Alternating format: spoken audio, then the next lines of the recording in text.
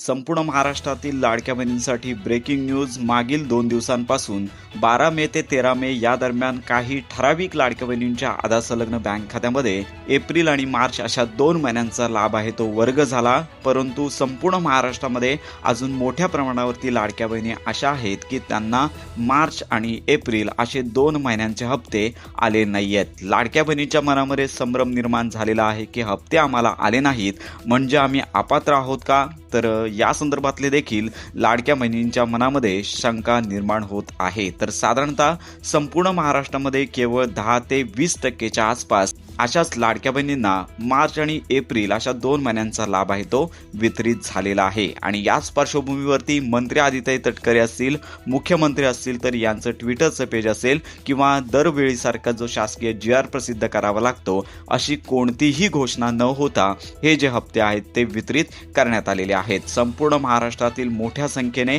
अजून लाडक्या बहिणी बाकी आहेत की त्यांना मार्च आणि एप्रिल अशा महिन्यांचा हप्ता आलेला नाहीये. तर विश्वसनीय सूत्रांच्या माहितीनुसार जे हप्ते वितरण आहे ते पुन्हा सुरू होईल.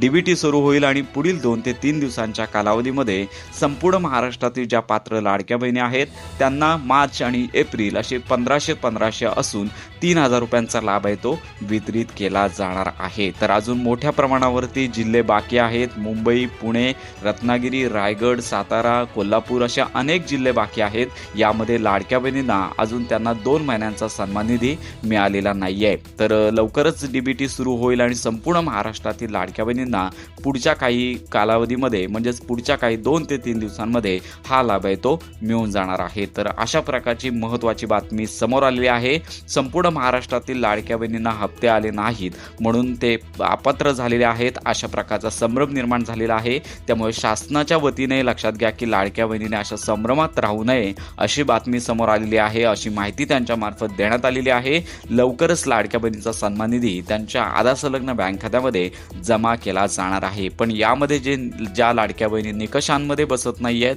ज्या निकषांची पात्रता करत नाही आहेत, ज्यांनी अद्याप KYC केली नाही अशा लाडक्या बहिणींचा सन्मान निधी मात्र बंद होणार आहे. तर अशी माहिती संबंधित विभागाकडून प्राप्त झालेली आहे.